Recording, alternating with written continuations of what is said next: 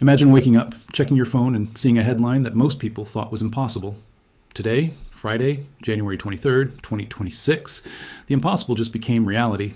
Silver has officially shattered the triple-digit barrier, hitting a historic high of $100.29. This isn't just a price increase, it's a total regime change in the global financial system. If you've been watching this channel, we've been talking about the road to 100 for weeks. But now that we are here, the question isn't, will it hit 100? The question is, how high can this rocket go now that the ceiling is gone?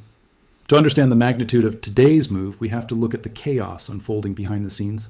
This morning, as the New York markets opened, a wave of panic buying hit the COMEX. But it wasn't just retail investors. It was institutional giants and industrial manufacturers scrambling for every available ounce. Why? Because the perfect storm we warned you about has officially made landfall. We are seeing a complete breakdown in the paper silver market. For decades, silver was suppressed by paper contracts, futures, and derivatives that had no physical backing. But today, the physical reality won. People don't want promises anymore. They want the metal in their hands. The COMEX warehouses are reporting delivery notices at record levels. What does this mean? It means that the big players are exercising their contracts and demanding actual silver bars instead of just rolling over their positions.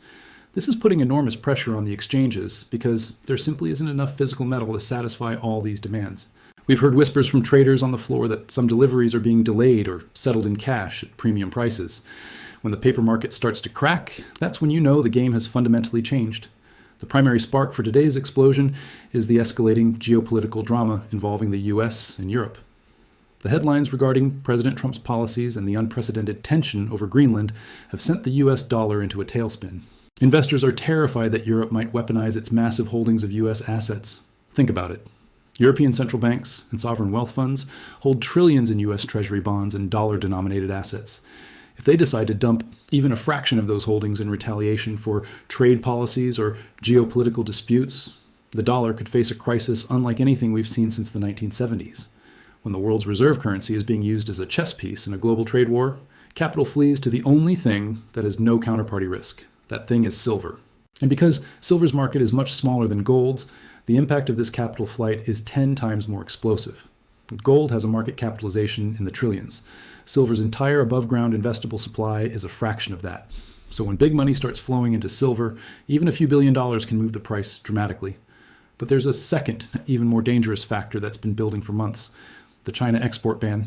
As of early 2026, Beijing has tightened its grip on silver exports, reclassifying it as a strategic national asset, alongside rare earth elements and other critical minerals. China controls a massive portion of the global supply chain, not just in mining, but also in refining and processing. By restricting exports, they have effectively choked the supply to Western refineries and manufacturers. This isn't just about investment demand. This is about the physical metal that industries desperately need. We are hearing reports from London and Zurich that physical inventories are at multi-decade lows. The London Bullion Market Association, which tracks physical holdings, has seen withdrawals month after month. In some parts of Asia, physical silver is already trading at a 12% premium over the spot price. Let me repeat that. In certain markets, if you want to buy actual silver bars or coins, you're paying 12% more than the official price quoted on the exchanges. This tells you that the real price of silver is already much higher than what you see on the screen. The spot price is becoming increasingly disconnected from physical reality. Let's talk about the industrial side, because this is where it gets really interesting for long-term investors. We are in the middle of a dual revolution, AI and green energy. And both of these megatrends are absolutely dependent on silver. Every high-end AI chip, every data center, every electric vehicle, and every high-efficiency solar panel being produced in 2026 requires silver. There's no substitute for silver's unique properties. It's the most conductive metal on Earth for both electricity and heat. It's essential in photovoltaic cells. It's critical in 5G infrastructure and in the medical devices that are becoming more sophisticated every year. Companies like Tesla, Apple, Samsung, and the major solar manufacturers are racing to secure their supply chains for the next decade. And they are realizing a terrifying truth. There simply isn't enough silver being mined to meet the growing demand. Here's why. Remember, 75% of silver is a byproduct of mining copper, lead, and zinc. It's not the primary target of most mining operations. You can't just turn on a silver faucet when the price goes up. It takes years, sometimes a decade, to bring new mines online. You need exploration, permitting, financing, construction, and then finally production. We are in a structural deficit that cannot be fixed overnight, or even over the next few years. The Silver Institute's latest data shows that industrial demand alone is outpacing mine supply. Add investment demand on top of that, and you have a recipe for a supply crisis. Some analysts are predicting that by 2028, the deficit could be the worst in recorded history. And unlike gold, which is mostly held as a store of value and recycled efficiently, silver gets consumed. It goes into products that are often not economically viable to recycle. Once it's in a solar panel on your roof or in the circuitry of your phone, it's essentially gone from the market forever. Now, let's look at the gold-silver ratio, one of the most important metrics for precious metals investors. For those unfamiliar, this ratio tells you how many ounces of silver it takes to buy 1 ounce of gold. Historically, this ratio has averaged around 60 to 1 over the long term. But in recent years, it's spiked to over 120 to 1 during times of crisis. That meant gold was extremely expensive relative to silver, or you could say silver was extremely cheap relative to gold. Even with gold nearing the $5,000 mark today, the ratio has collapsed to levels we haven't seen in years. Some traders are reporting it's now around 48 to 1 or even lower. This means silver is finally catching up to gold in relative value. And here's the thing. Historically, when silver breaks a major psychological level like $100, it doesn't just sit there. It goes parabolic. We saw this in 1980 when silver briefly touched $50.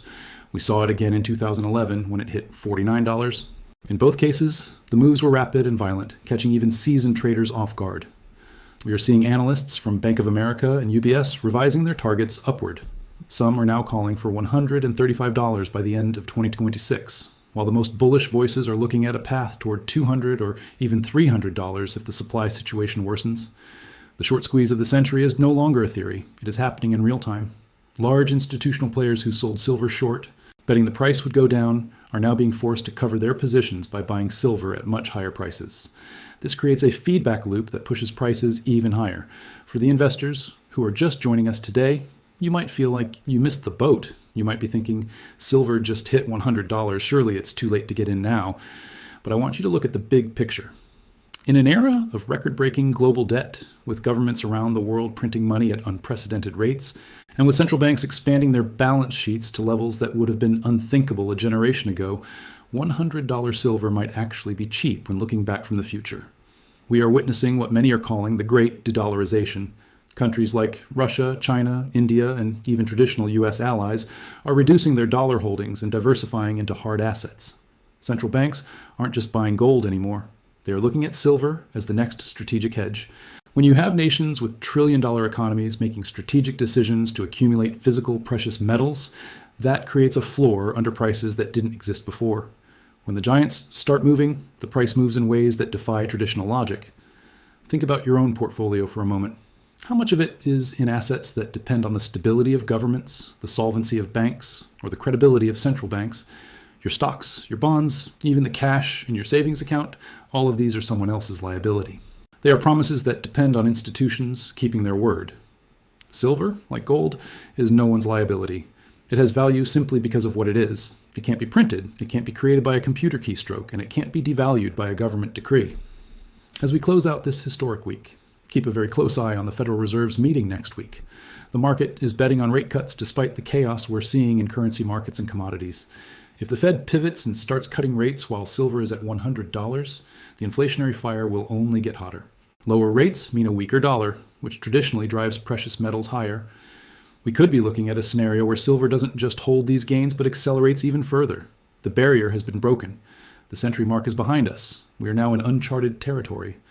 Whether you are a stacker who has been accumulating physical silver for years, a trader looking to profit from these historic moves, or just someone trying to protect your hard-earned savings from the erosion of paper currency, remember this. In a world of digital illusions and paper promises, physical silver is the ultimate truth.